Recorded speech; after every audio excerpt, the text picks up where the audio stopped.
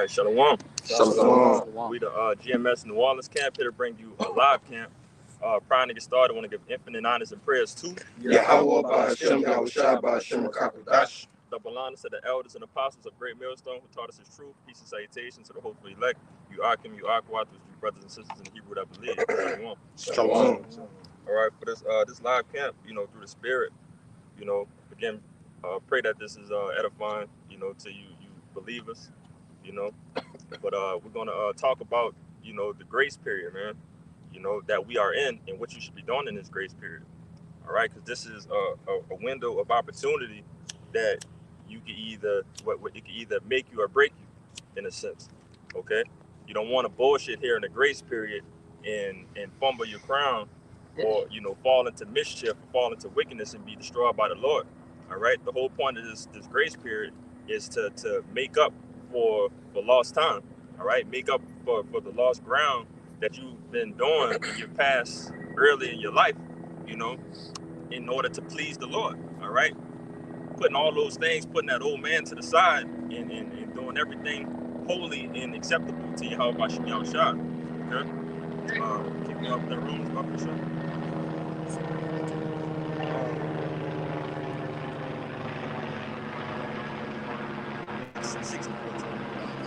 This is the book of Romans, chapter 6, and verse 14. For sin shall not have dominion over you, for you are not under the law, but under grace. Verse 15. What then, question mark, shall we sin because we are not under the law, but under grace, question mark? Yahweh forbid. Yahweh forbid. All right. So they have these, these other groups that's out here pushing the law, which we understand that we can't keep the law 100%. All right. So we're going to go off. We're in the flesh still. So we're going to constantly go off day by day. All right. So every day, we pray to Yahweh Ba'Shem Yahushua that he forgives us. All right. Forgives us. But that doesn't mean to continue to sin. All right. There's two different types of people in this world. It's somebody that's going to know that they're doing wrong and make an attempt to stop it, and they got people that's going to do wrong and say, fuck it, I already did wrong, let me continue doing wrong. All right, and that's not the mindset to be. That's the mindset of a nigga, all right, of a 2/3. If you have that mindset that, all right, I ate this, I went to this party and I ate these meatballs, that they got at these baby showers and stuff, and I find out that it has pork in it, are you going to be like, well, I already ate one, might as well let me finish the plate? Or are you going to be like, oh no, I can't do this no more, I didn't know, but I'm going to stop once I find out that it's wrong? All right, that's obvious in one of the ways that you could please Yahweh Ba'Shem Yahushua. All right, turning away from wickedness, from wrongdoing. All right, hit me with that Ephesians, Baba Bishop. 2 and 1. This is a book of Ephesians, chapter 2, verse 1. And you had been quickened who were dead in trespasses and sins. Verse 2. Where in time past ye walked according to the course of this world, according to the prince of the power of the air, the spirit that now worketh in the children of disobedience. Verse 3.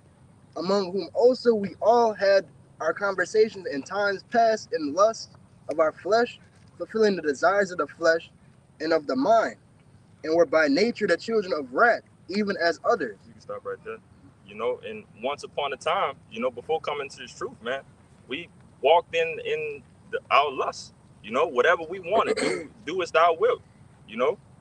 I can tell you, I was one of those people, and these brothers can tell you as well. That we used to do some nigga shit. All right, and do some things that was worthy for us to be put to death immediately. All right, but by the grace of Yahweh Ba'Shem Yahushua, who called us into this thing, all right, it's our job to not go back to that. All right, to reach forward to the things, reach forward to the kingdom, to the crown, that the Lord has promised us to do right. Come on. Let me finish that Ephesians, then I'm gonna start getting your precepts. Keep going.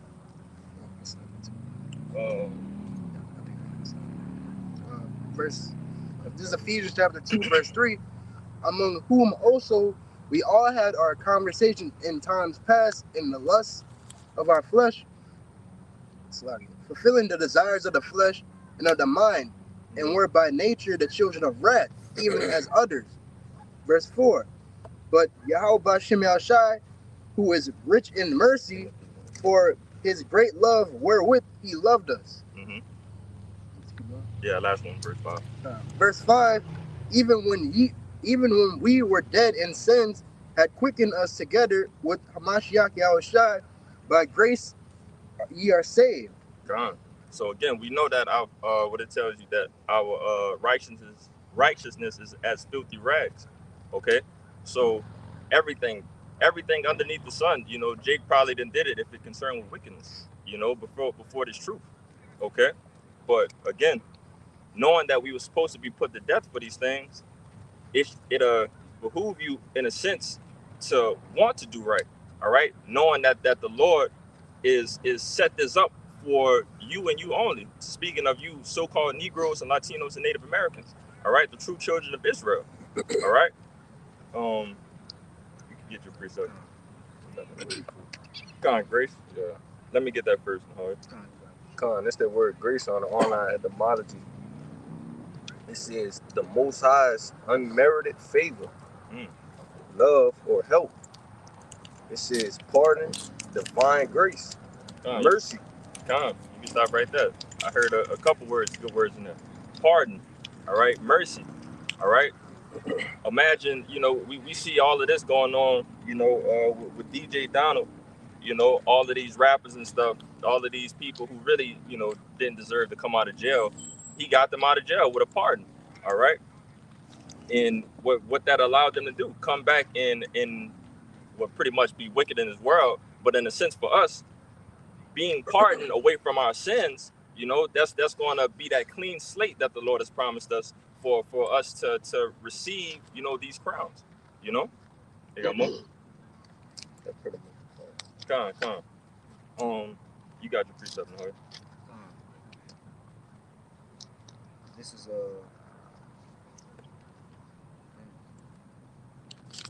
I got it. This Baruch 4:28. It says, "For as it was your mind to go astray from the Most High, so being returned, seek Him 10 times more." You got it. Yeah, because you were just going into, you know, how what you had made a certain point that I had brought it out for. Still on topic of grace, I know. But it was something that you had said. But even though, you know, we go off, because it said you brought out something. I think it was in Romans where it said the Most High forbid. Oh, God, yeah. That we keep continuous. Continue to do sin. Yeah. Right? Because we under grace. Okay, but yeah, we gotta seek the Lord 10 times more, because you know we don't willingly, you know, just go off, right? Just the goal, even though we subject to sin, the goal is to keep doing better, right? You got it. Yeah. It was a point you had made, though. I had brought it up. Yeah, I know where you're getting at, but you know, just back you up, you know, that point of separating yourself, man. That's the whole point of being holy. The word holy goes into being separate. So we are the holy saints of Yahweh Bashem Yahushai. All right, we're supposed to be that holy woman of Yahweh Bashem Yahushai, not dealing with none of these philosophies, not dealing with none of these things that people other than Yahweh Bashem Yahushai told us to do. All right, so being, you know, that person, you know, to continue to want to sin. All right, you basically you digging your own grave, man. All right, the Timothy. Yeah. Get the Timothy from the Bible shop. This is the book of 2 Timothy, chapter 2 and verse 1. Thou therefore, my son, be strong in grace that is in Hamashiach Yahushai. Keep going. Verse 2. And the thing that thou hast heard of me. Wait, where you at? 2 Timothy 2. 1. So like 2 Timothy chapter 1 and 7. This 2 Timothy chapter 1 and verse 7.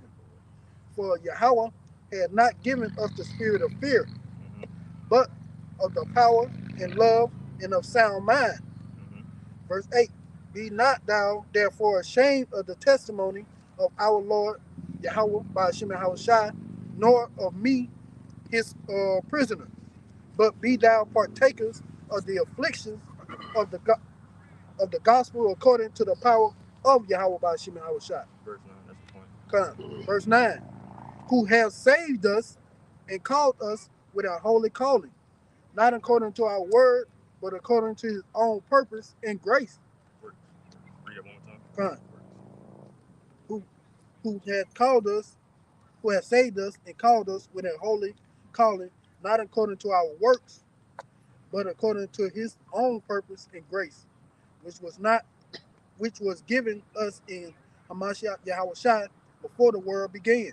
God, you know what it said in Jeremiah, like he told us that in the womb, you know, he profited us to be prophets. You know, it was ordained for us to be prophets, you know, coming out of the womb. Okay, roughly paraphrasing. You know, so like that's wrong, but you get the point. But again, it tells you that the Lord pretty much what was it, verse 9? Not according to our works, because our works is been from this point a couple years back was complete bullshit. You know, things that didn't really need to even be put on paper. All right, things that we don't hope to be remembered, which is why we're working hard, you know, to have that clean slate, to have that mercy, to have that pardon, you know, working in this grace period that we're in. All right, but it tells you at the end of it, verse 9 of 2 Timothy chapter 1 and 9, but according to his own purpose and grace, which was given in Hamashiach Yahushua before the world began. All right, this is the Lord's story, man. All right, so the Lord does what he wants to do at the end of the day. All right, he wanted his people to go off at the beginning just to glorify them at the end. That's what he's going to do. Okay. Yeah, You got it. kind of. This is just further going into, you know, backing you brothers up, you know, on the grace, right? This is talking about the elect. This is Wisdom of Solomon 4, and I'll start at verse 12.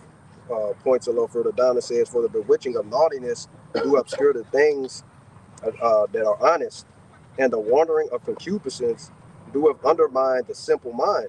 It says, "He, being made perfect in a short time, fulfilled a long time." And that's what the Lord is bringing us through now. While we have this grace period, the Lord is making men in a short time perfect, right? And that goes into the fulfillment of a long time, because what we're learning right now is basically thousands of years of history, you know, prophecy, archaeology, okay, all in a very small window, so to speak.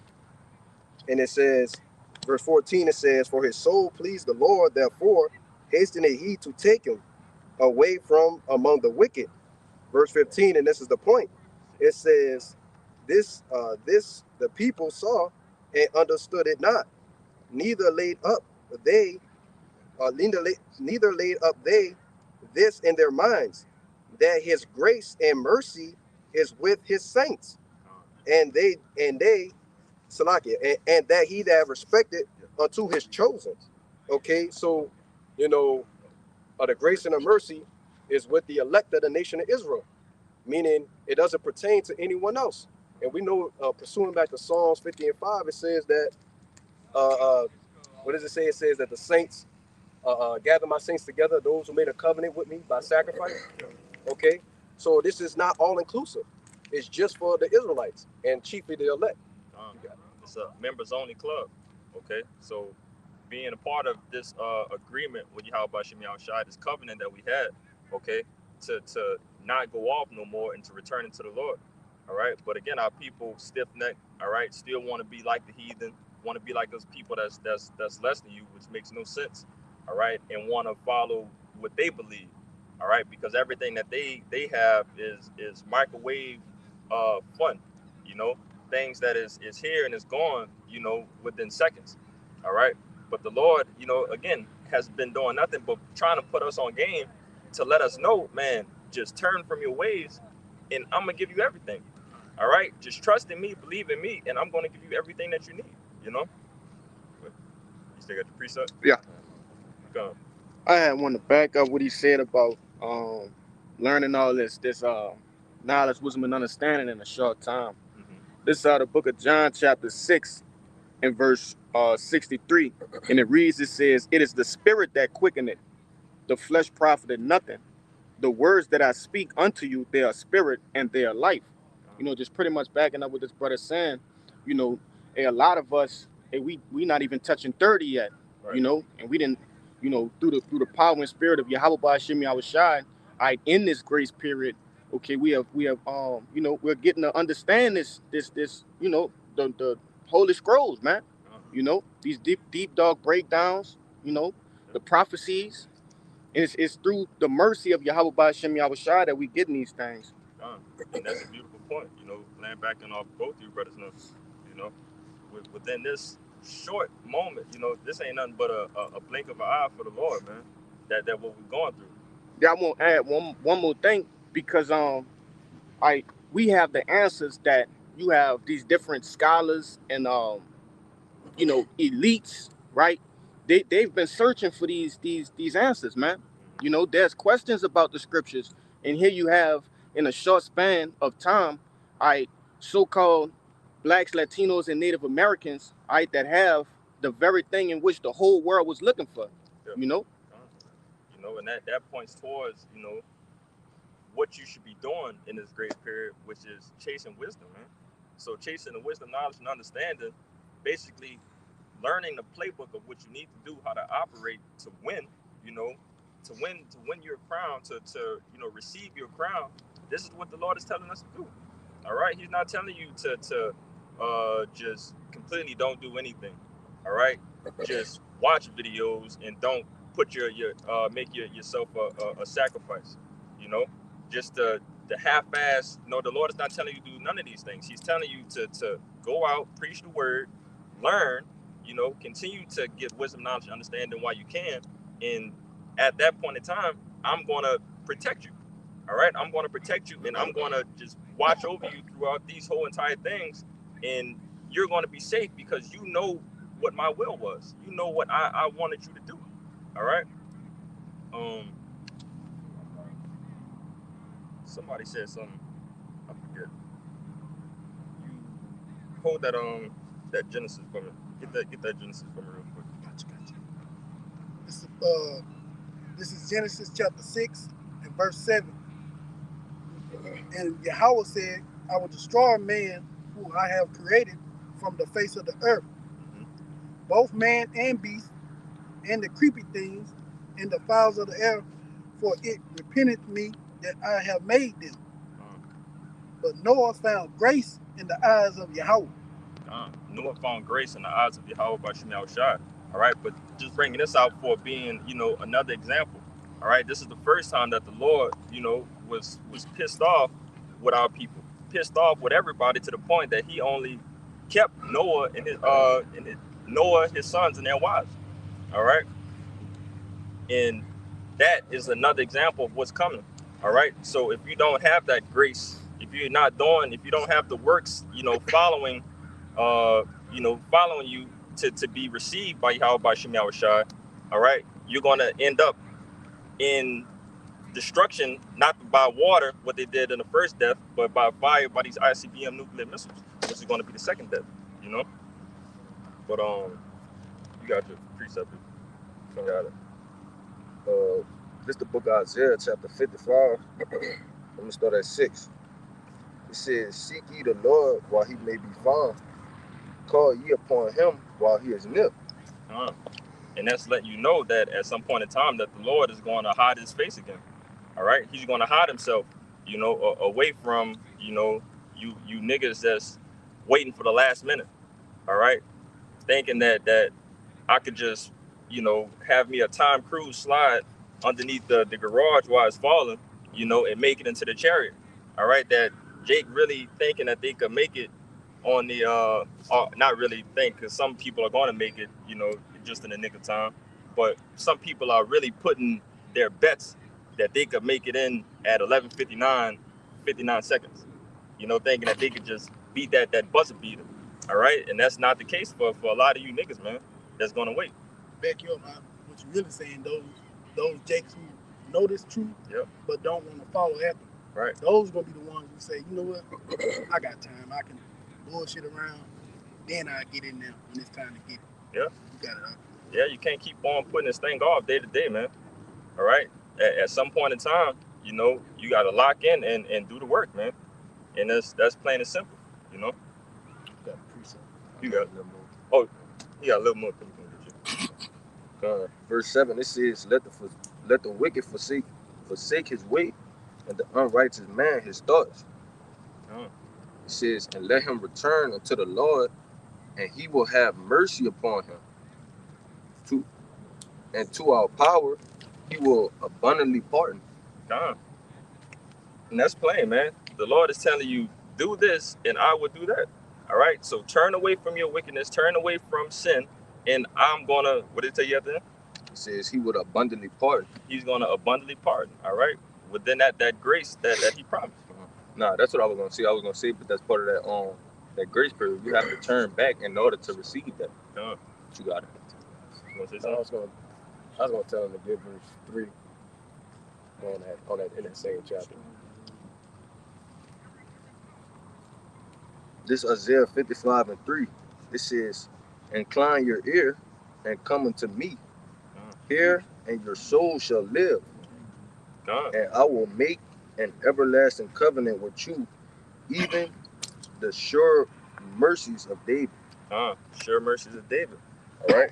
Because again, we know that what David did, David was supposed to be put to death. All right? That was some crazy shit that King David did. All right? And if you're not familiar with the scriptures, King David, you know, lusted after a woman that wasn't his, ended up getting a woman that wasn't his, and getting her husband killed in battle just to take his woman. All right? All that in the sense of anybody, that's some fucked up shit, you know?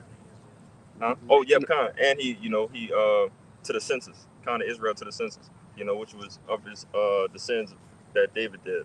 But again, all of that being said, you know, the Lord still made promises to King David, you know, that he was going to basically give him the kingdom, all right, and his role of everything that, you know, that comes with it, you know. But get a mop and then get you. This is Sirach 5. Oh, and- okay. This is Sirach 5:1, and it says, set not thy heart upon thy good, That was it. and say not, I have enough for my life. Follow not thy own mind and thy strength to walk in the ways of thy heart, and say not, who shall control me for my works? For Yahweh will surely revenge thy pride. Say not that I sin, that I have sinned, and what harm have happened unto me? For Yahweh is long suffering, he will in no wise let thee go. Verse 5, it says, concerning the appropriation, be not without fear to add sin upon sin, and say not, with his mercy is great, and he will be pacified for the multitude of my sins. For mercy and wrath come from him, and his indignation be set it upon sinners. And then, you know, verse 7, it says, make no terror to turn to the Lord, and put not off from day to day, for suddenly shall the wrath of the Lord cometh forth, and in thy security shall be destroyed and perish in the day of vengeance. So that pretty much goes back into that word of iniquity. All right, stacking sin on top of sin. All right, that's not what you want to do. You don't want to continue to stack sin on sin on sin, and think in your head, oh, all right, the Lord got me. I'm just going to continue to do wrong, and the Lord just going to take care of me. No, at that point, you're just being completely disobedient. All right, so why would the Lord take care of somebody that's obviously just disregarding all of my words, you know, thinking that I got you in this situation? Like, you're not listening to me at all, you know? That's because, you know, what they teach the people in the world is basically come as you are, and because the Lord offer grace, which you open up with the, you know, the right verse, you know, the best verse, pretty much, because the Lord offers grace and mercy, you can just do whatever you want to do, and he just gonna forgive you your sins, and you're not gonna be held accountable in a day of judgment. But that's not what the scriptures say, man. You know, and, you know, backing you up, you know, the philosophy of these damn heathens, man. All right, so they're teaching, you know, taught our people this, and now we got the pastors, you know, throughout the church, just through the Catholics, the Baptists, and all that stuff, telling you that again, come as you are, and, you know, you can do whatever you want. Just make sure you come to church on Sunday. right? You know what I'm saying? Once you come to church on Sunday, everything is going to reset, you know. But as soon as you leave church, what they say, they got the catfish outside, down here in New Orleans, you're gonna have a seafood boil somewhere, you know, right after. Right, and I just want to say, and I got a precept, you know, they basically tell you the law is done away with, but make you pay tithes, which is directly going back to the law. Right. It doesn't make any sense. And that's what they do. It's hypocritical. I'm going to get this real quick. This is Romans 8 and verse 2. It says, for the law of the spirit of life in Hamashiach Yahushua have made me free from the law of sin and death. So that's what the Lord came to do when he died, man. He made us free from the law of sin and death. You commit a sin, and then you get put to death. The Lord, through his grace and mercy, we don't just get put to death immediately. Right. That was the whole point. Right. Yeah, beautiful point. Because again, Go ahead, make your point. yeah, again, you know, what is the wages of sin? The Death. wages of sin is death. All right. So again, the Lord is not telling you that. Again, what I said earlier, the Lord has been doing nothing but putting us on game. All right. The prophets has been doing nothing but putting us on game of what to do, how to act, how to react to certain things, and just how to operate, you know, our daily ways and lives. All right. But again, if you're gonna sit here and think that, all right, I'm gonna continue to concern myself with death, you know, how do you think you're gonna be saved out of that? You know, it just doesn't make sense. You know. Yeah, I'm gonna bring this out, back up what that brother had brought out. This is the book of Sirach, chapter 15 and 19. And it reads, it says, and his eyes are upon them that fear him, and he knoweth every work of man. He hath commanded no man to do wickedly, neither hath he given any man license to sin. Haven't given any man license to sin, man.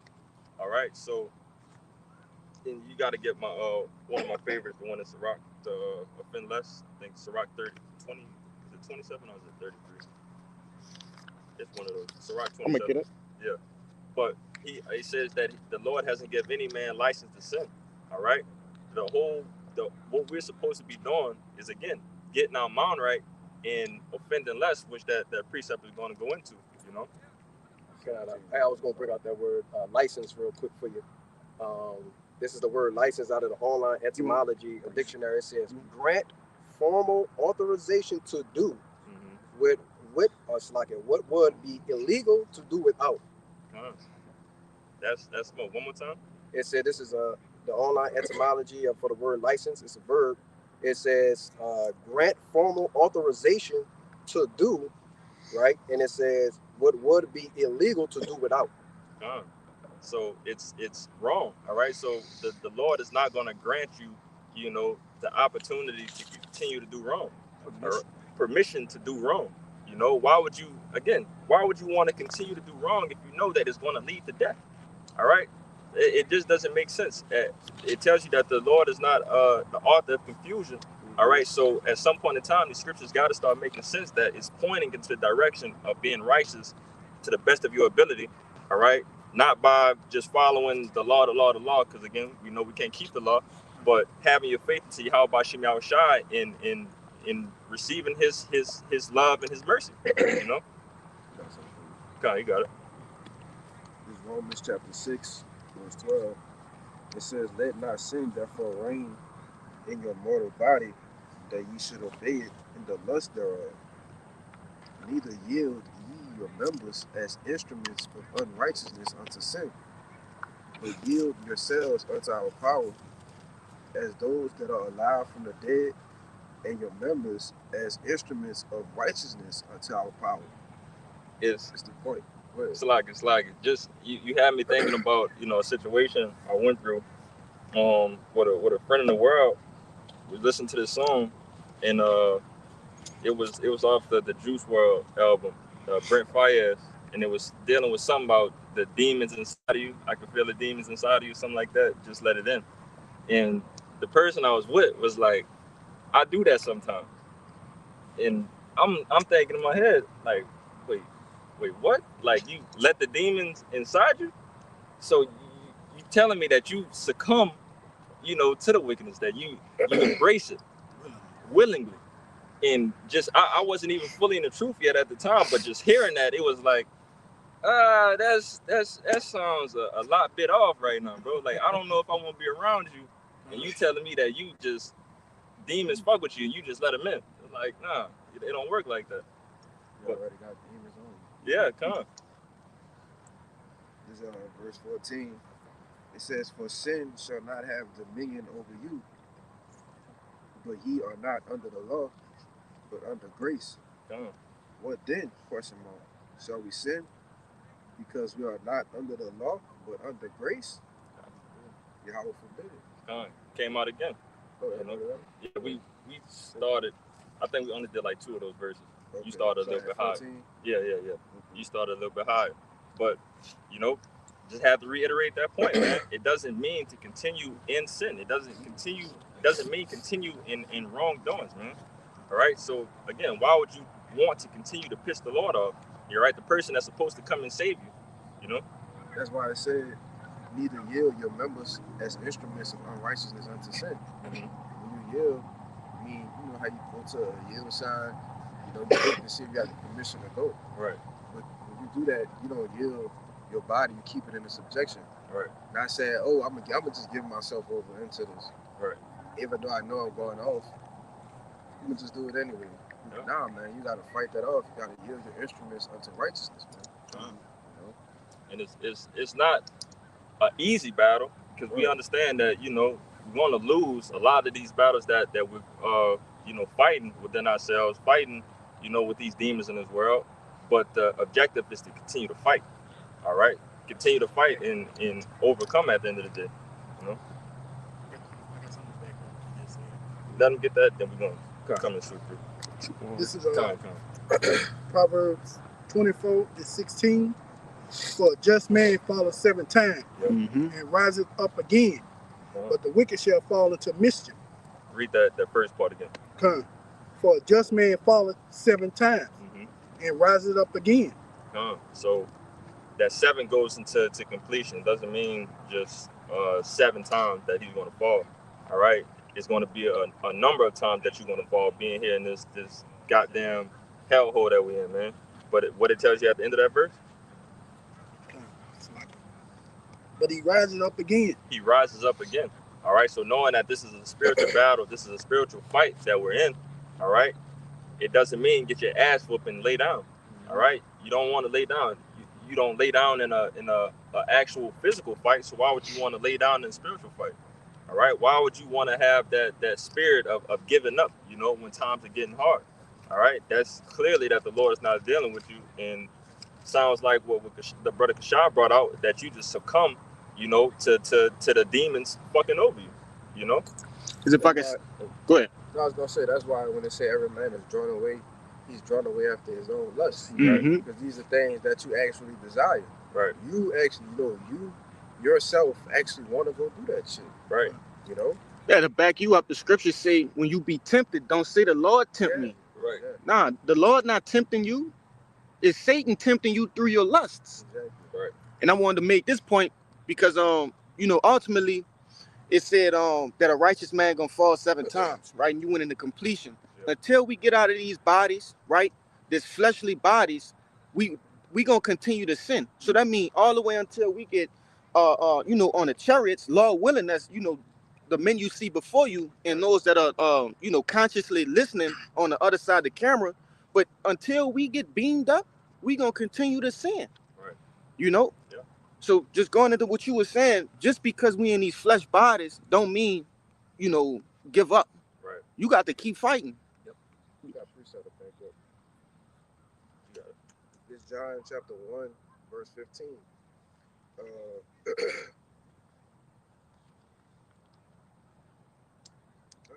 just start there. I'll start up a little bit, but it's cool. This John, it says John bare witness of him and cried, saying, "This was he of whom I spake. He that cometh after me is preferred before me, for he was before me." We understand that's talking about Yahweh Shai, right, being the first spirit to be created.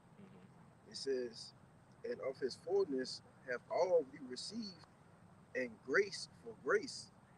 For the law was given by Moses, but grace and truth came by Yahweh Shai HaMashiach." So we know, the role of Yahweh Shai being the mediator, between us, between Yahweh and us, our Heavenly Father, and us, but again, that grace is coming through him. So you have to give the utmost respect to Yahweh Shai. You know, for the people that's talking about disregard Yahweh Shai doesn't matter. You know, that's complete nonsense and bugness. You know, but again, you know, through the grace which is coming through Yahweh Shai. All right, the Yahweh Shai has the power and the order to give out that grace to whom he wants. You know. Yeah, because it said that the law was given by Moses. Right. Right. After the deliverance. Yep. These are the ways that we should abide by. These are the things that are due. But the Lord, the Most High, understood that. Look, they're not gonna be able to do that in those bodies. Yep. So look, I'm gonna send Yahweh Shai, and that's gonna be where the grace comes through. That's why he said, whosoever shall believeth on him, you know, everything lies in the hands of Yahweh Shai, man. You know. I got something. Good. Let's keep it sick, right? Yeah, this gonna back you up right quick, Rashad. This Galatians 2:16. It says, knowing that a man is not justified by the works of the law, but by the faith of Yahweh Shai HaMashiach. Even we have believed in Yahweh Shai HaMashiach, that we might be justified by the faith of Hamashiach, and not by the works of the law. For by the works of the law shall no flesh be justified. And that back up what you just said, like with the law of Moses, the Most High knew in these bodies we wouldn't be able to keep the law perfectly, right? And that's why he sent Yahweh Shai, and him sending Yahweh Shai, right? And you know, utilizing our faith, that was like a foreshadowing to the grace, right? Because there's grace in the faith that we have. That's where that mercy comes from. Yeah. You got it. Yeah, I'm gonna get your precept. Yeah, I got something to back y'all up on the grace and mercy. It's Psalms 118:1, and it reads, "Oh, give thanks unto the Lord, for He is good, because His mercy endure forever." And I bring this precept out because the Lord had enough mercy on us to give us His grace period. Utterly, the grace period really just for the elect, to learn from our mistakes, to get it right. You know what I'm saying? And that's a great mercy the Lord gave us. You know what I'm saying? You know, that grace period, we can actually, you know, when we do wrong, we feel bad for remorseful. You know what I'm saying? But the Lord still have mercy on us. Well, I know that's when Yahweh Shai come. Well, he trying, Lord. Because Yahweh Shai is our mediator. Well, he trying, Lord. You know, he make mistakes, but he go get it. And that's the mentality we got to have too. Like, well, I messed up, but I'm going to do better. You know what I'm saying? That Lord gives us that mercy to keep going.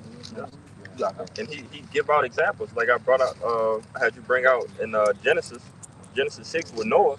All right, when Noah was building that ark, you know, he was listening to Yahweh Shai. All right, and the people around him didn't think that, you know, that it's going to be no type of rain. You know, rain wasn't a thing back then.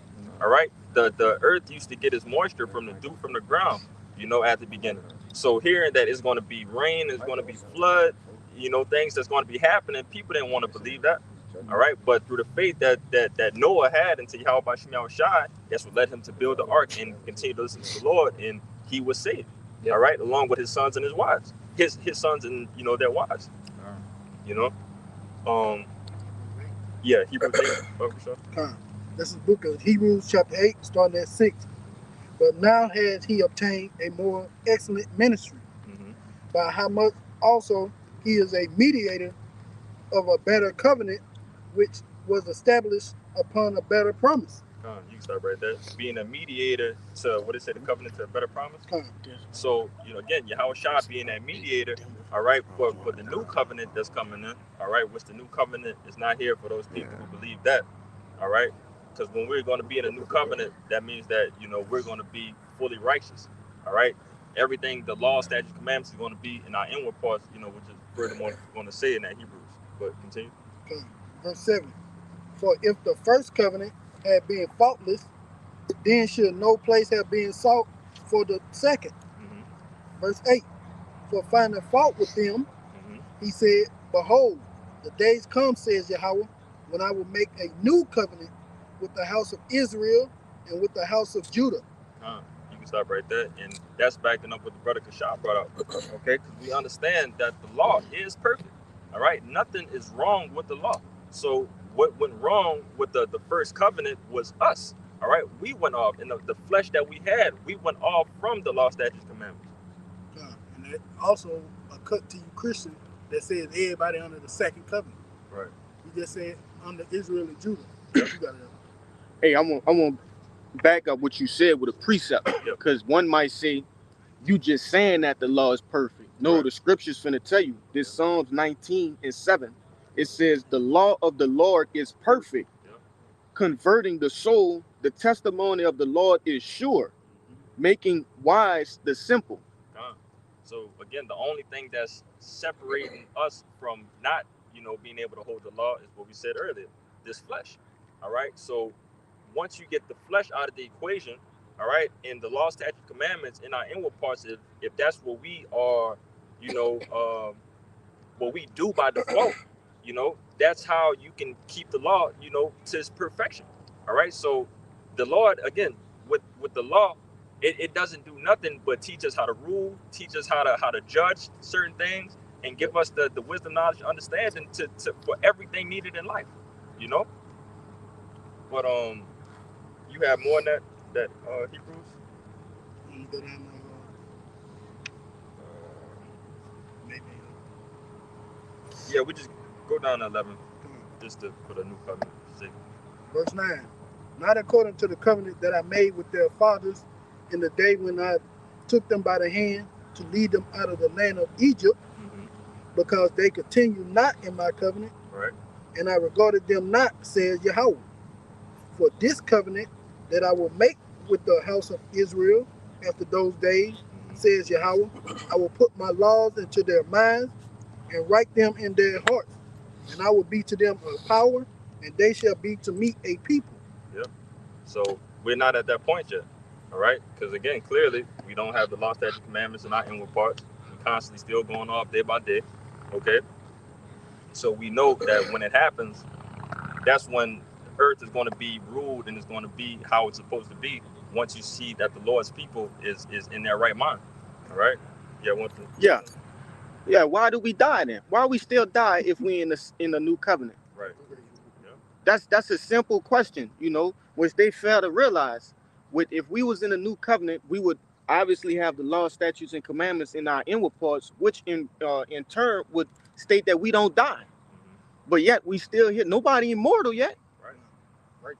Ain't nobody immortal yet. So I don't get it. The simple math equation: the wages of sin equals death. Wage plus sin equals death. So if people are constantly dying, that means people are constantly sinning. Okay. Still got your precept? I'm about to say real quick. You got it. I also tell you whoever perished being innocent. So if everybody was so righteous and the law done away with, we just under grace, how they think, oh, we can eat whatever we want. Or like you said, the wage plus sin equals death. And whoever perished being innocent. Right. Just don't make no sense. And that comes with having this understanding, man. Once you have the understanding of the scriptures and you see that, all right, that opens your mind to so much, man. All right, just that sense that that our people are saying in this world, poor baby, that baby never did nothing. Why him? He was in school, he was about to go to college, he had a 4.0 GPA, but somehow he was downtown at the club, and when somebody came and shot the club up, he was the only person that got killed. Nah, because he did something in his past life, he wasn't innocent, and the Lord, came to collect that ticket. Yahushua wasn't innocent. Right. Even though he walked perfectly in his last reincarnation, right, he came back, he wasn't innocent. Right. You see? Yeah. Got it. And that's you have to think of that. All right. So if you see, again, land backing on you, brother, if you have the Lord, who is the most perfect example, the example, to come down here to do everything correctly, all right, it tells you that I forget to the third to the fourth generation. If brother could get that on deck for me, Bob Bishop. 20 and 4. Yeah. You have to pay for it, man. We have to pay for the sins that we committed in our lives. All right. And with that being said, that's what wants you to stay close to the Lord. All right. Because what we brought out earlier, the Lord has the power to pardon you away from that. All right. So to pardon you away from that and have mercy on you with the bullshit that you've done.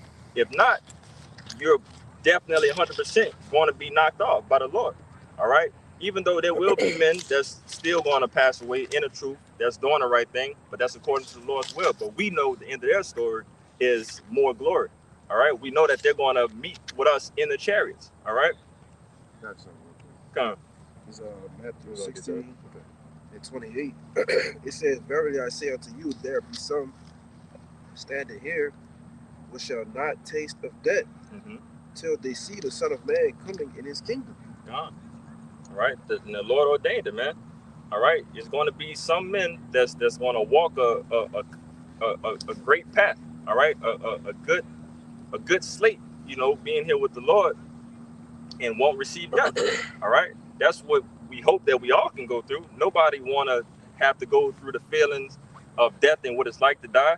All right. Having that adrenaline pumping and knowing that it's over with, it's a scary feeling, you know, to even be in a minor situation where you're injured. So imagine death, you know? So, you said something else. What? The scripture? Yeah. Read it one more time. It says, "Verily I say unto you, there be some standing here which shall not taste of death till they see the Son of Man coming in his kingdom." God. And seeing the Lord come, man. So that's going to be obviously a glorious, beautiful feeling to see, you know, our Lord coming back in his power to save us, you know, and to not taste death and to be renewed in your body, to be unlike unto the Lord. That's going to be beautiful, man. I brought that out to show that is all about grace, though. Right. You know, it's all about what you brought the word grace out. I think one of the words in there was favor. God. Right? In which the elect are the Lord's favorite, right? Right. I say all the time, these are the men that's handpicked, cherry-picked by the Lord, man. God. You know? So that goes to show you it's not about sin, it's not about what you did, but it's ultimately of the Lord's mercy and of his grace, man. All right?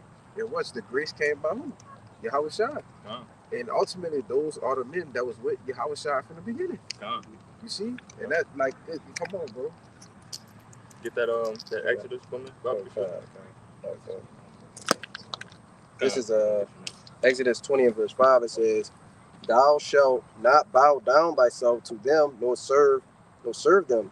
For I am the Lord thy God, am a jealous God, visiting the iniquity of the fathers upon the children unto the third and fourth generation of them that hate me." So that was the precept to bring out that, you know, people paying for their sins, you know, and it could possibly come within the second to the third generation. All right.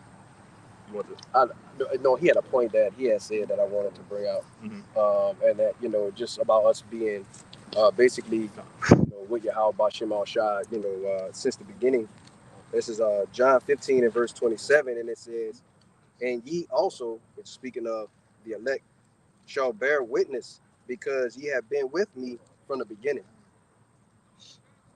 So just like backing up what that brother said about us, you know, what the elect, you know, whoever the elect may be, in which we believe, you know, we are, Lord willing, a part of that number. Hey, look, you know, we was with Yahushua, you know, since the beginning, you know, helping him, you know, to create everything, you know. This is to back your brothers up. This Wisdom of Solomon, chapter 3, verse 9, and it reads, "They that put their trust in him shall understand the truth, and such as be faithful in love shall abide with him. For grace and mercy is to his saints, and he have care for his elect." You got it. And the Lord, the grace and mercy really only for the elect. The Lord cares for the elect. He loves the elect. As a whole, Israel always will be saved, but on this side, the 140,000 will make online with the great move. That's the elect. The great move too, along with the 140,000. Only the elect will make it on this side, man. That's who grace and mercy is for. You know what I'm saying? We go and the elect, we trust in him. Even though we mess up on our walk, you know what I'm saying? The Lord picks us back on. We go keep going, man. We ain't gonna give up because we trust in the Lord. You gotta make a point. You make a point. If I could say, because what it say that the angels holding the four winds until that number gets sealed, though, right? So it's all for the elect. It's all for that remnant. But you got it. Read that first part again, Baba Shah. This is Wisdom of Solomon, chapter 3, verse 9. It reads, "They that put their trust in him shall understand the truth, and such as be faithful in love shall abide with him. For grace and mercy is to his saints, and he hath care for his elect." So it comes with understanding, all right? Putting your fear in, you know, fear in Yahweh Bashim Yahushua, all right? That's going to introduce you into what you need to be doing, all right? again, which is pretty much learning what and what not to do through the wisdom, knowledge, and understanding through these scriptures, man. You know, you got the precept? Yeah. No, bring it up. Whatever you got.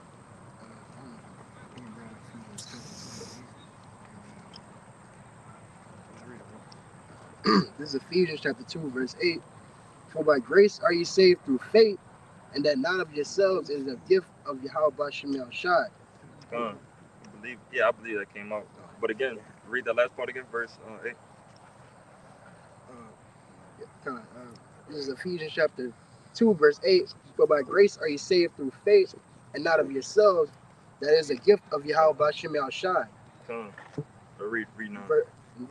Verse 9. Not of works, lest any man should boast. Not of works, lest any man should boast.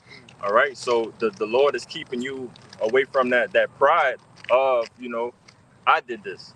All right. I did this work. I did what, you know, I you know, because that could definitely be the outcome of a lot of people in this world. All right. But we know that the Lord hates pride. So keeping man away from pride, keeping us away from pride. All right. We are saved by his grace, all right? We are saved by having faith into Yahweh Bashem Yahushai and believing in him to do those works, you know, that he requires us to do, you know? I got a precept to back that up. You got it. This is Titus 3 and verse 5. It says, not by works of righteousness, which we have done, but according to his mercy, he saved us by the washing of regeneration and renewing of the Holy Spirit. Right, basically, you know, giving us this word, this knowledge, wisdom, and understanding. And it says, which he shed on us abundantly through Yahushua Hamashiach, our Savior. It says that being justified by his grace, we should be made heirs according to the hope of eternal life. You got it. So, yeah, man, you know, Yahushua is the author and benefactor of everything. When you go through the scriptures, Yahushua justifies us. He's our righteousness, right? He's the rock. He's the stone, right? Everything. He even says that. I believe in the book of Hebrews it says that, and this goes back in what the brother Kashab brought out when it talks about Moses brought out the law. Yeah, but grace and mercy came through Yahushua, man, right? And when you go through the book of Hebrews, it tells you that what? It says that he's better than Moses, right? He said, yeah, Moses was faithful and was faithful in all his house, right? But this house that's coming is going to be better, man. You know? But you got it. Precept. Y'all down here? Precept. Yeah, I got you. Go ahead, you got it. This John 1 and 17. You bring this up? Yeah. Bring it up. Yeah. Good. You got something? Come. You can bring up the Proverbs now. Okay. This is the book of Proverbs, chapter 21, and verse 16. The man that wanted out the way of understanding shall remain in the congregation of the dead. So, you know, backing up what the brother was saying, you know, with the understanding, all right, having understanding of the will of Yahweh Bashem Yahushai, all right, that's what's going to give you that life and going to give you, you know, more opportunities for this grace period, all right? That's what you should be working on in this grace period of building, all right, more wisdom, all right? Because if you don't, what it tells you, you should remain in the congregation of the dead. You should remain in the congregation of the dead, all right? Being those dry bones. Brother, hold on deck. I think it's Ezekiel 36. 37. Ezekiel 37 and 5. Yeah. This is the book of Ezekiel, chapter 37, verse 5. It says, Thus said the Lord God unto these bones, behold, I will cause breath to enter into you, and ye shall live. Yeah. You got more?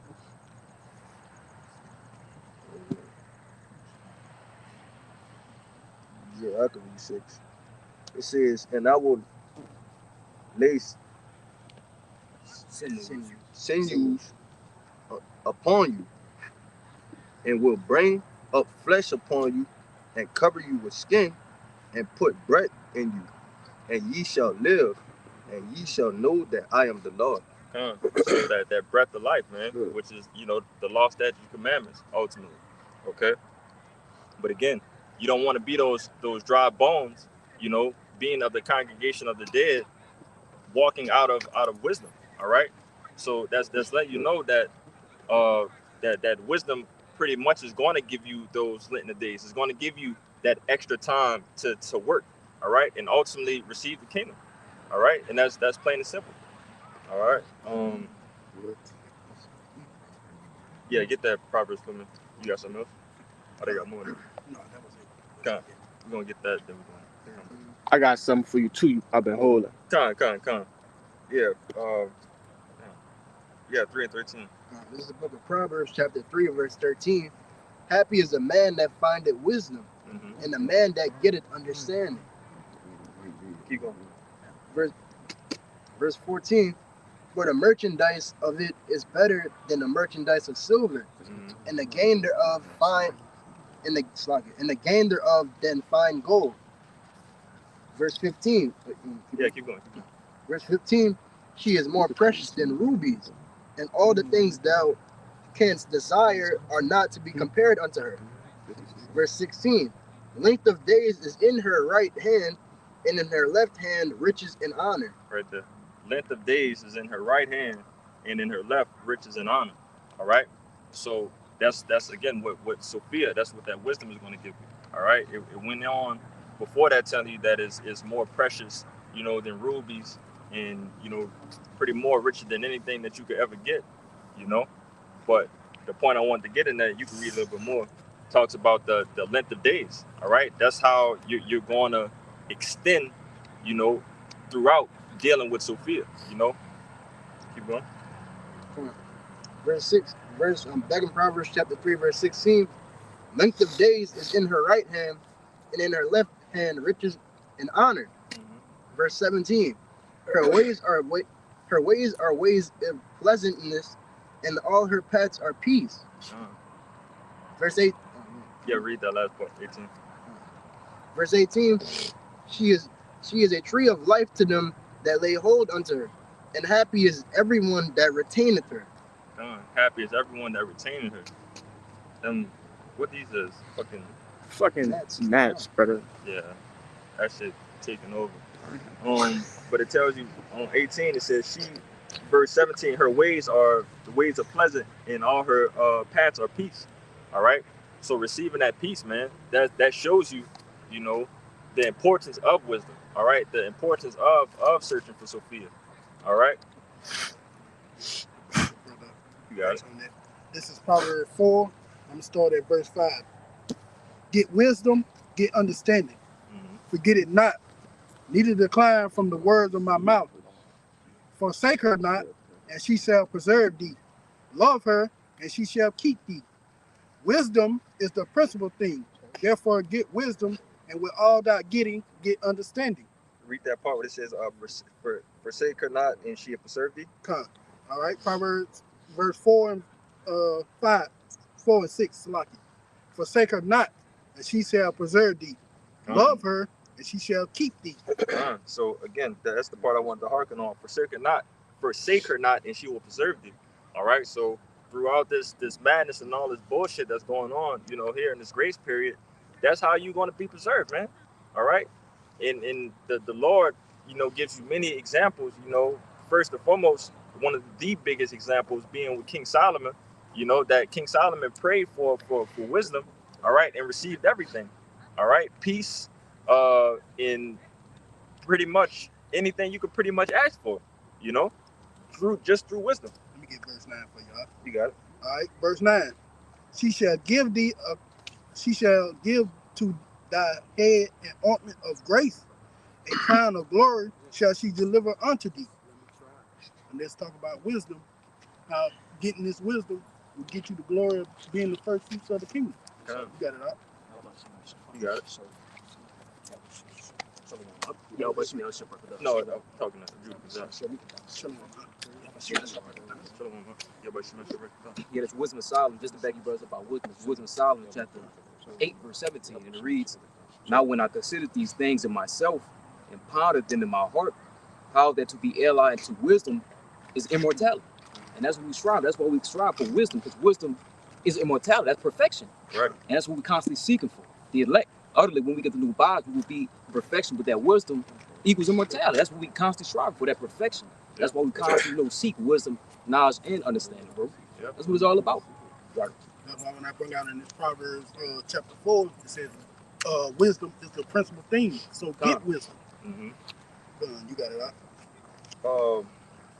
I got some. Yeah, I got a precept real quick. You know, part of, you know, like the brothers are saying, us having wisdom is what the keeping of the law, statutes, and commandments, right? And the scriptures tell you that, hey, if we do this, this will be the wisdom in the sight of the nations, right? Right. This is just real quick, Sirach 19 and verse 19. It says, the knowledge of the commandments of the Lord is the doctrine of life, and they that do things that please Him shall receive the fruit of the tree of immortality. So, like the brother was saying, that's what we're striving for, man.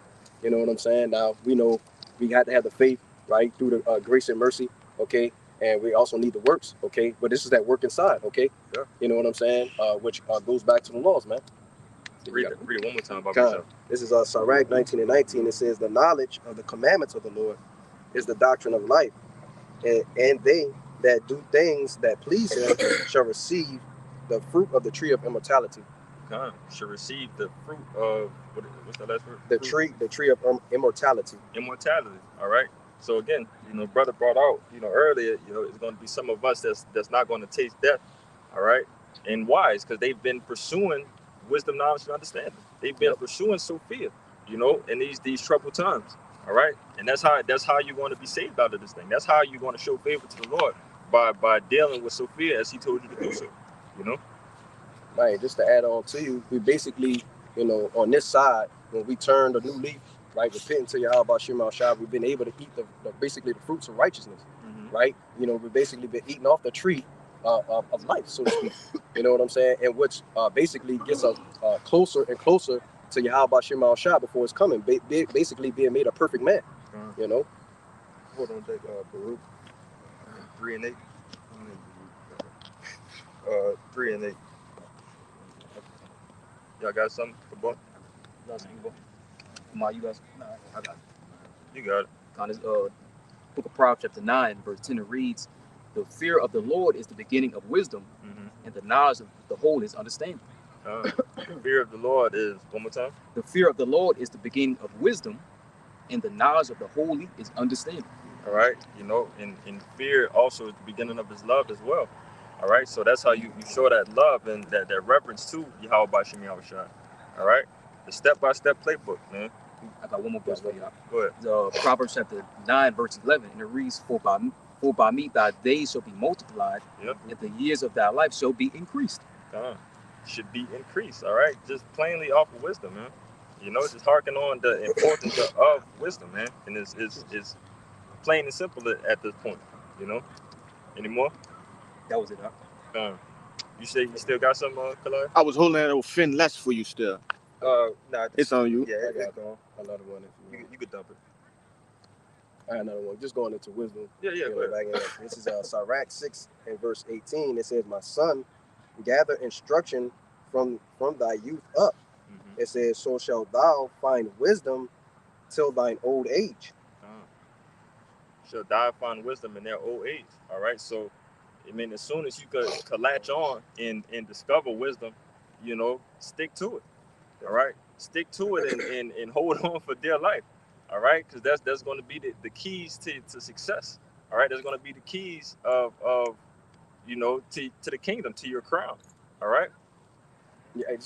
The next verse kind of just backs up what you're saying. It says, and basically going into putting in work, it says, verse 19, it says, come unto her as one that ploweth and soweth, and wait for her good fruits. It says, for thou shalt not toil much, or so like it toil much in laboring about her, but thou shalt eat of her fruits right soon. You want to say something? Yeah, and like I said, earlier, basically us, coming back to Yahweh Shema Shah, we're being able to what? Eat the fruits of righteousness, right? Which is the knowledge, wisdom, and understanding of the scriptures, which gives us what? Wisdom, man. You know what I'm saying? We got that, basically that we've been illuminated. We got that glow about us. All right? You got it, Bernard. It's just a quick one backing y'all up. Speak up, brother. This is a quick precept just backing y'all up. This is Isaiah 33:6. And wisdom and knowledge shall be the stability of thy times, and strength of salvation. The fear of the Lord is his treasure. Kind of just backing that up. What brothers talked about, like the fear of the Lord, that's the beginning of wisdom. And as it says in the precept, it's like wisdom's going to preserve us in these times of trouble that we're going to come into. Yeah. So the Lord is, again, he's letting you know what you need to be doing, in this grace period, how to defend yourself, and just everything concerning your crown, and everlasting, life and peace, Yeah, I want to say this on that last part. It says, in the fear of the Lord is his treasure. Yep. And ultimately a treasure is something that you hold close to your heart. All right, that's what's gonna keep us walking that straight path. The fear of the Lord. All right, 2/3 of the nation of Israel, all right, and the heathen, they don't fear the Lord, and that's why they're gonna succumb to the plagues, right? And ultimately to the debt, man. Okay, to all manners of debt. All right. But nevertheless, it's the fear of the Lord that's gonna be our treasure in the day when it's all chaos, Get that Baruch from me, Baruch Shah. This is the book of Baruch, chapter 3, verse 8. It says, behold, we are yet this day in our captivity, where thou hast scattered us for a reproach and a curse, and to be subject to payments according to all the iniquities of our fathers, which departed from the Lord our God. All right, so we are here in our captivity, through the wickedness that we've done in our past lives, that our forefathers have done in their past lives, all the way up to this point. All right, but continue. You're gonna read down to like 15, 14. Verse 9, it says, hear Israel, the commandments of life, give ear to understand wisdom. It says, hear Israel, the commandments of life, give ear to understand wisdom. All right, so being here in our captivity, till this day, the Lord is telling us to do something. And read that one more time. What is he telling us to do? Verse 9? Yeah. Verse 9, it says, hear Israel, the commandments of life, give ear to understand wisdom. All right, keep going. How happeneth, Israel, that thou art in thine enemy's land, that thou art waxing old in a strange country, that thou art defiled with the dead. Defiled with the dead, all right? Which we brought out earlier, these dry bones, these people that are without the wisdom, knowledge, and understanding, they're considered dead, all right? Continue. It says, verse 11, that thou art counted with them that go down into the grave.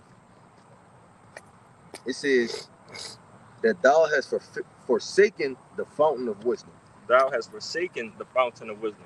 All right, so that's been the repercussion of falling away from Yahweh B'Shem Yahushua. All right, not seeking wisdom. All right, you've been all together with the walking dead. Continue. It says, for if thou hast walked in the way of the Most High, thou shouldest have dwelt in peace forever. One more time. It says, for if thou hast walked in the way of the Most High, thou shouldest have dwelt in peace forever. It says, for if thou hadst walked in the way of Yahweh B'Shem Yahushua, thou shouldest have dwelled in peace forever. All right? So that's what we're getting back to. That's what we're trying to get back to. All right? And ultimately, what we're going to get in the kingdom. All right? Being with wisdom, having wisdom, the wisdom, knowledge, understanding in our inward parts, and that's going to go on to everlasting peace. All right? We should have one more verse, bro. Yeah. Verse 14, it says, learn where is wisdom, where is strength, where is understanding, that thou mayest know also Where is length of days and life? Where is the light of the eye and peace? Learn where is wisdom, where is strength. All right, so wisdom is strength. All right, where is understanding, wisdom, knowledge, and understanding. All right, that thou mayest know also where is the length of days and life, where is the light of the eyes and peace. All right, this all comes through Sophia. All right, it's another one that I believe is it Wisdom of Solomon 7, I believe, or Wisdom of Solomon 8. I got one quick too. Come on, you got it. Let me get this precept. Come on. This Ecclesiastes 12 and 13. It says, let us hear the conclusion of the whole matter. Fear the Most High and keep His commandments. For this is the whole duty of man. And we know that fearing the Most High is the beginning of wisdom. So if we fearing the Most High and we keeping the commandments, we walking in wisdom. You got it. Yeah, plain and simple. And what it tell you is the whole duty. Whole duty of man. It's the whole duty of man. So that's your purpose in life. All right. Everything that we've been taught, since young, to work 40 years in the workforce and try to get a retirement and be retired before 45, so you can enjoy your 50s and your 60s. That's just bullshit, man. All right. The whole duty is to serve the Lord. For you so-called Negroes, Latinos, and Native Americans. All right, we're not supposed to be out here doing this bullshit. All right, and this bullshit work and slaving is not going to be for us in the kingdom. All right, we're meant to be judges and rulers. All right, henceforth, what these scriptures are teaching us how to operate and what to do. You got it. This is Sirach 6 and 33, and it says, "If thou love to hear, thou shalt receive understanding, and if thou bind thy ear, thou shalt be wise." It says, stand in the multitude of the elders and cleave unto him that is wise, and be willing to hear every godly discourse, and let not the parable of understanding escape thee. And if thou seest a man of understanding, get thee betimes unto him, and let thy foot wear the steps of his door. Let thy mind be upon his ordinance of Yahweh, and meditate continually in his commandment. He shall establish thy heart and give thee wisdom at thy own desire. Go up a little bit more where it talks about the doorstep. It says, be willing to hear every godly discourse, and let not the parable of understanding escape thee. And it says, if thou seest a man of understanding, get thee betimes unto him, and let thy foot wear the steps of his door. God. So that's where your dwelling place, that's where you want to be, man.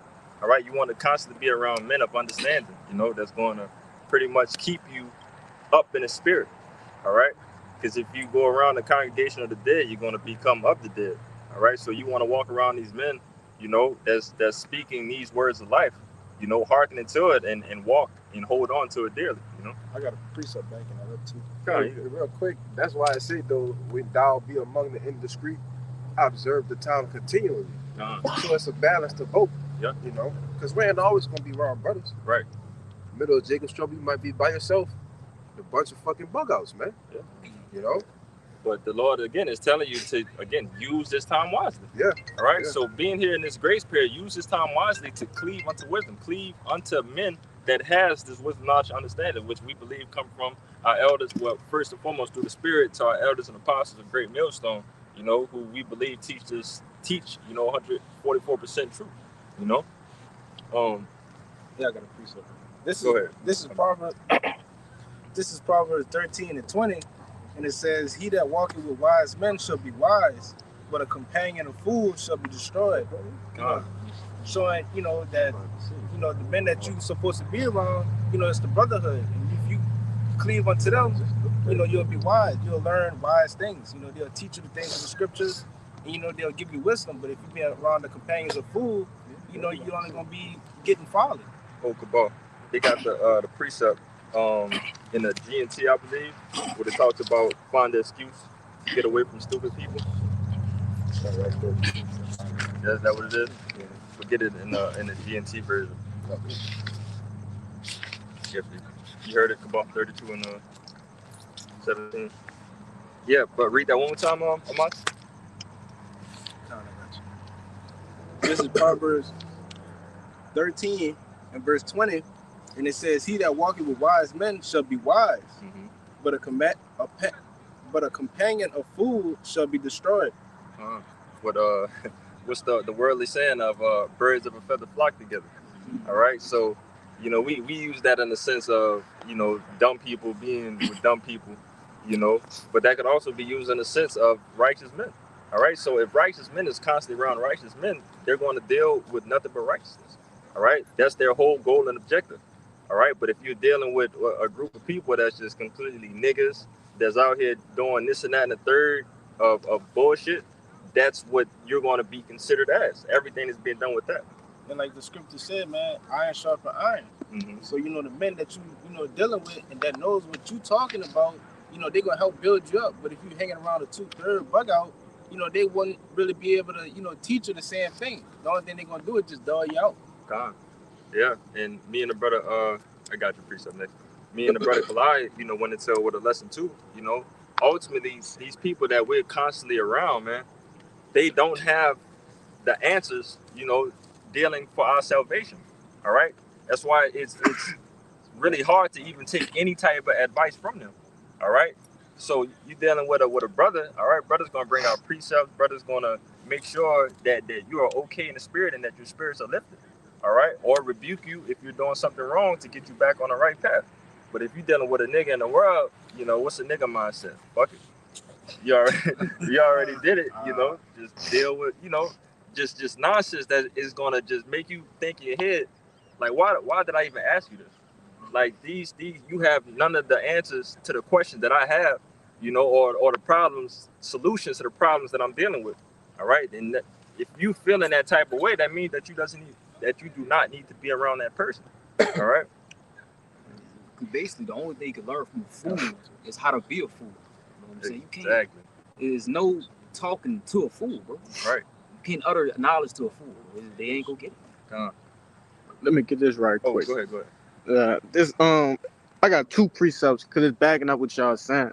Yeah. This the book of Sirach, chapter 21 and verse 16, and it says, "The talking of a fool is like a burden in the way, but grace shall be found in the lips of the wise. They inquire at the mouth of the wise man in the congregation, and they shall ponder his words in their heart. As is a house that is destroyed, so is wisdom to a fool, and the knowledge of the unwise is as talk without sense." It's pretty much backing up everything that you brothers were saying.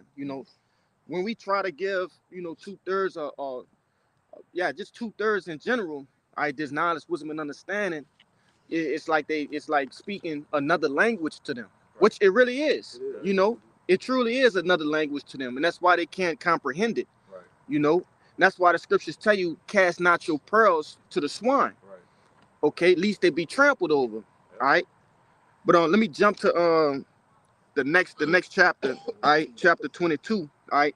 This Sirach 22 and 13, it says, "Talk not much with a fool, and go not to him that hath no understanding. Beware of him, lest thou have trouble, and thou shalt never be defiled with his fooleries. Depart from him, and thou shalt find rest, and never be disquieted with madness." So stay away from a fool, man. Right. Which we understand that can't be 100% of the time. We have to go to work. We have family members. All right, things that we must do in the world. So just monitor your time around these people who are without wisdom. Right. Yeah, use your time wisely. All right. Again, what you can do is options of what you can do in this grace period right now. All right. You can go and constantly go out every weekend with niggas who don't have the answers to your solutions, anything dealing with your salvation. All right, and become like unto them, or you can use it and be around righteous men. All right, but again, what the brother was going into, if you have to deal with these people, that's where you can use wisdom around them. All right, to avoid these conversations. All right, you got to understand, having this truth, man, this wisdom, knowledge, understanding. A lot of places that we go, you are the orchestrator of how you want everything to go around you. That's what brothers always say. Hey man, I be lying so much to these people at work, bro. Yeah. I be forgetting that I lied to them about this. God. But you know, we could lie to those people, man. They ain't in the truth. Right. You know, that's called using righteous finesse, man. Yeah. God. Like David, you know, he started acting retarded, foaming at the mouth. Yeah. He wasn't retarded. He though. can't say the R word. Oh man. Oh man. Go ahead. If I can say, because Yahushua even told us, we've been sent out among wolves. You see? So if you holding it, you know, let the scripture speak.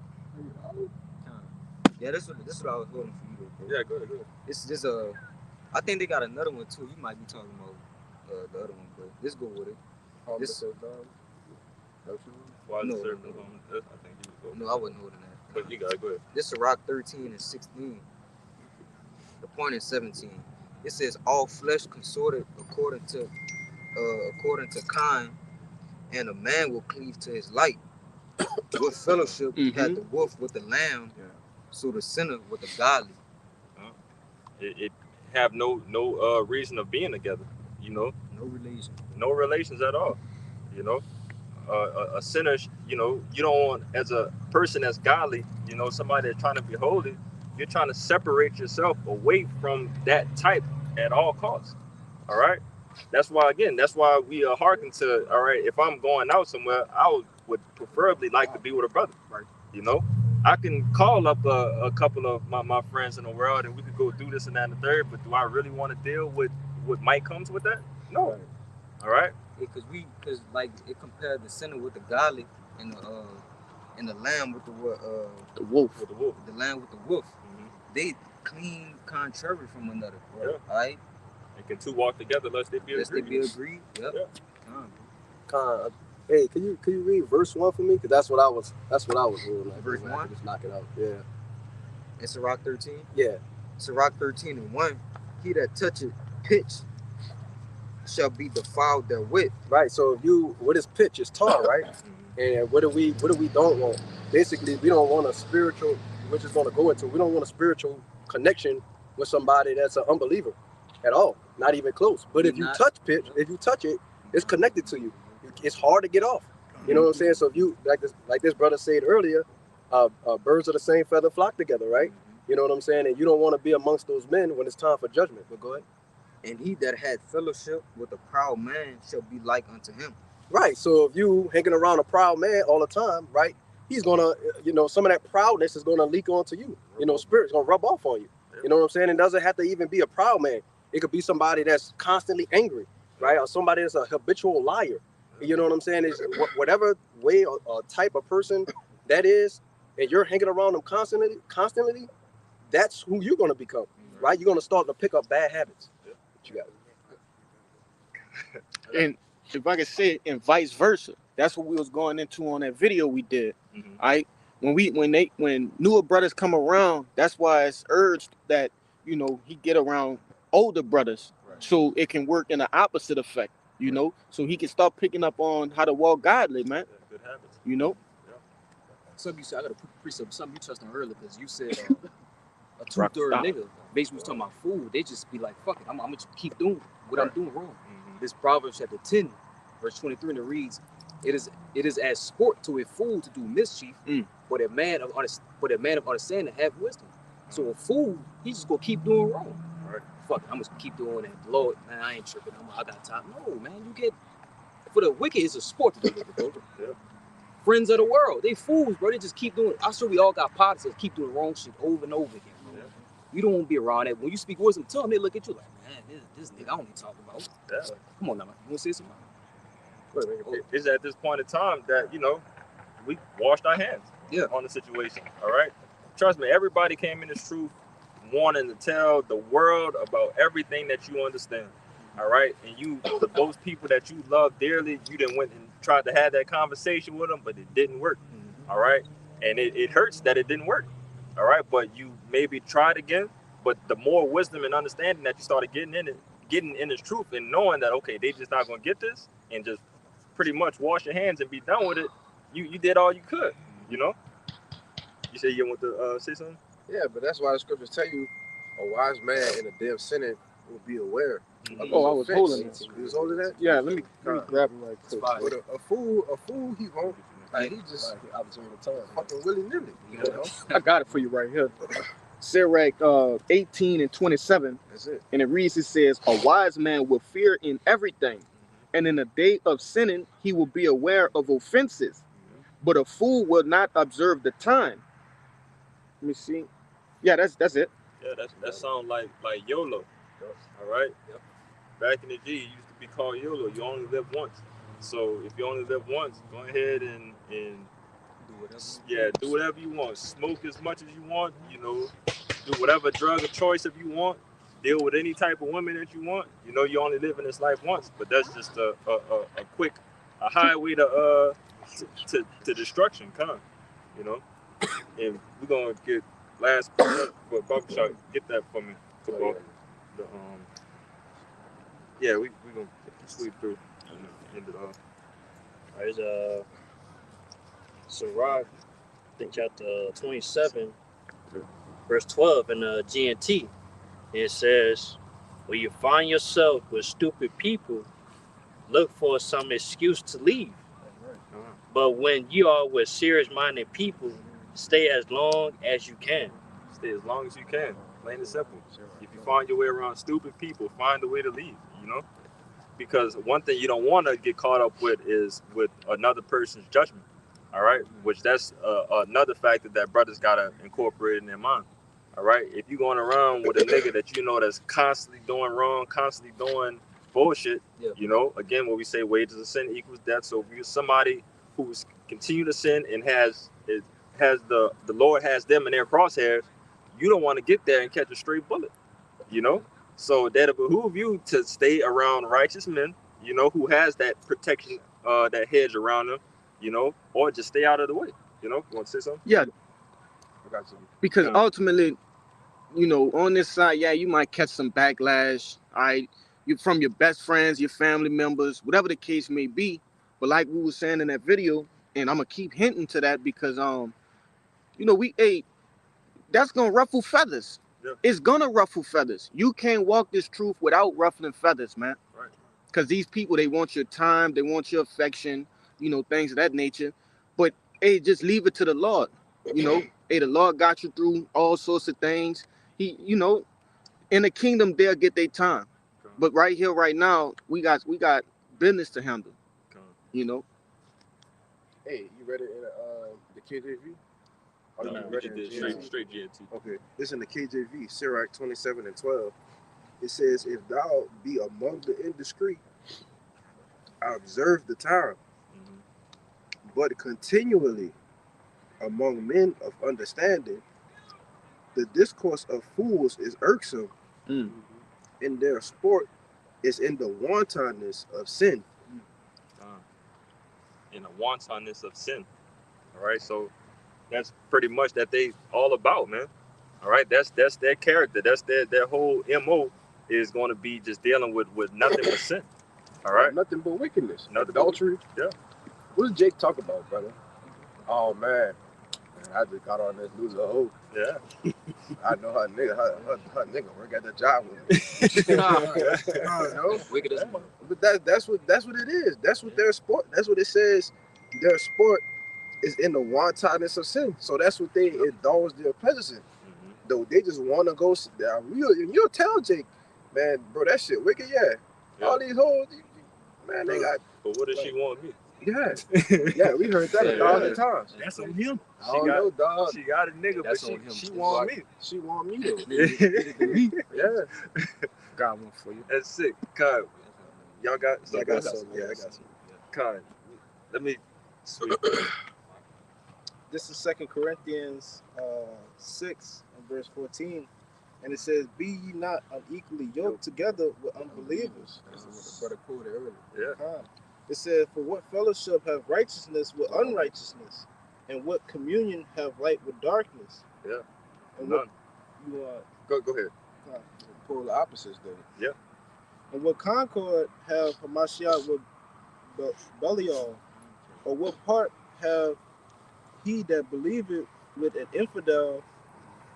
And what agreement have the temple of the Most High with idols? For ye are the temples of the living power, as the Most High has said. I will dwell with them and walk in them. I will be their power, and they shall be my people. The point is in verse 17. It says, wherefore come out from among them and be ye separate, saith Yahweh, and touch not unclean things, and I will receive you. Yeah. So that's plain and simple, man. You want to be separate away from things that is polar opposite. You know, if it's something polar opposite of what I like to do, I don't want to be around it. And that's plain and simple. You know, that didn't even have to be on a spiritual level. All right. If I don't smoke and it's people around me that is constantly smoking, Yeah. I don't want to be in anywhere in that room because I don't smoke. Yeah, and you know, and if you be around them, you know, you really fighting the urge to just get away because it's just something that you just can't do. No matter how much you just try to stick it out for them, it's just something in your spirit like just I just don't want to be here. You know. Yeah. You got it. God, it's Sirach to the 12 verse 6, and it reads, for the most high hate of sinners, and will repay vengeance unto the ungodly, and keepeth them against the mighty day of the punishment. And I bring the priest out because No, he hate the sin. yep, that's what I put said. The church, what the church say? You got it out. No, just read it again. Yeah, it said It's the most I hate what? for the most Sirach to the 12 verse 6, for the most high hate of sinners, No, he hated sin.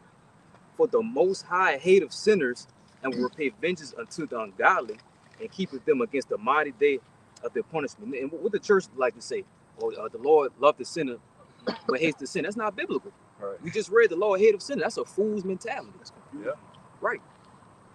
You got it. But us coming into the spirit of the Lord, we ain't sin as well. Yeah. Right. You know what I'm saying? Mm-hmm. That's all. Yeah. You got it. Kind. I'm gonna get one to back you up, but then I got another one for my point. This is Psalms 5:5, just to back you up. It says, the foolish shall not stand in thy sight. Thou hatest all workers of iniquity. Right? Just backing you up. And this is the one that, for the point that we've been talking about.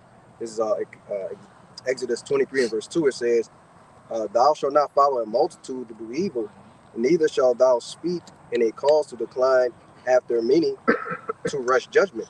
Right? So, basically, I'm just gonna quote the Zaquan, if you're the smallest person in your crew, don't hop in the car because it may be your last ride, basically. You know what I'm saying? Right. So like we were saying earlier, you basically don't have a friendship, a bond, a covenant, a pact, an agreement with somebody that's basically of the world. Yeah, you may have to hang around them for a time just to pass the time, but then you're out of there as soon as you can. Right. Yeah, like you said in that's the rock in the GNT. Find an excuse to leave. That's the smartest. That's how you use your wisdom to get away from that bullshit. You got it. This is Proverbs 14:7 in the Amplified Bible. Leave the presence of a short-sighted fool, for you would not find knowledge or hear godly wisdom from his lips. You got it. That That's just- plain, but you got it. They just to back up everything, man. There's no point of hanging out with people that's not in the truth. You're not going to get no edification from them. You're not going to get no spiritual uplifting. You're just going to get worldly knowledge. You got it right. Yeah. And again, to reiterate, sometimes you're going to have to do it. But again, control. This is your playing field. All right. So you control it with the wisdom that the Lord has given you through the Spirit. You got something else? This is the book of Sirach, Ecclesiastes chapter 7, verse 3. In the NLT, sorrow is better than laughter, for sadness has a refining influence on us. Verse 4, a wise person thinks a lot about death, while a fool thinks only about having a good time. Verse 5, better to be criticized by a wise person than to be praised by a fool. God, it's better to be amongst wise men and to not be amongst these people in the world. These people in the world, they're going to get you into some bullshit. So it's best to be amongst like-minded men. Yeah. If you're being praised by a fool, that means that you're obviously doing something foolish. I'm just going to keep egging you on. Right. Continue, your path down wickedness is what they're going to tell you to do. But being corrected by a righteous man is going to save your soul, man. Going to save you. You got more. I could read it in KJV. That was it. That's all I had. I'll just read it in KJV real quick. This Ecclesiastes 7, verse 3. Sorrow is better than laughter, For by sadness is the countenance of the heart there. Slugging. Let me reread it. Sorrow is better than laughter, for by the sadness of the countenance the heart is made better. Verse 4. The heart of the wise is in the house of mourning, but the heart of fools is in the house of mirth. Verse 5. It is better to hear the rebuke of the wise than for a man to hear the songs of fools. That was playing. You got your precept? Yes. This Sirach 33 and 14. It says, good is set against evil, and life against death. So is the godly against the sinner, and the sinner against the godly. Yeah. You got it. John, that's playing, but that was just backing up that point that we clean contrary to him. Mm-hmm. But that was it. Yeah, it's a constant battle. Yeah. You got something to hold? No, I Good shot. Yeah. Got it. Kalai. It's 2 Peter chapter 2 and 7, and it reads, it says, and delivered just Lot, vexed with the filthy conversation of the wicked. And this is in quotation parentheses, Salaki. It says, for that righteous man dwelling among them and seeing and hearing vexed his righteous soul from day to day with their unlawful deeds. Right? And that goes back to what that brother was saying about hearing the conversation of fools. You know, it vexes you. Yeah. All right, and it ultimately disgusts you. You know, it just disgusts you to your core, man. Niggas talk about the same shit, brother. Right. Same shit we was in the world talking about 4, 5 years ago, 6, 7 years ago, 8, 9, 10, 12, 13, so on and so ever, man. Yeah. Same fucking shit. Let me hit you with. Go ahead. Sports. Now you got the podcast niggas. Mm-hmm. So now they're talking about red pills, getting on a woman ass. Yeah. You know, streets. Same shit, bro. It's nothing that changes. Yeah, I mean, hit you with one better. Since the beginning of time. Yeah. You know, yeah. Wickedness ain't changed. It just became greater here. Yeah. They've been talking about the same shit since the beginning of time, man. Right. You know. Yep. But you got it. No new thing under the sun, man.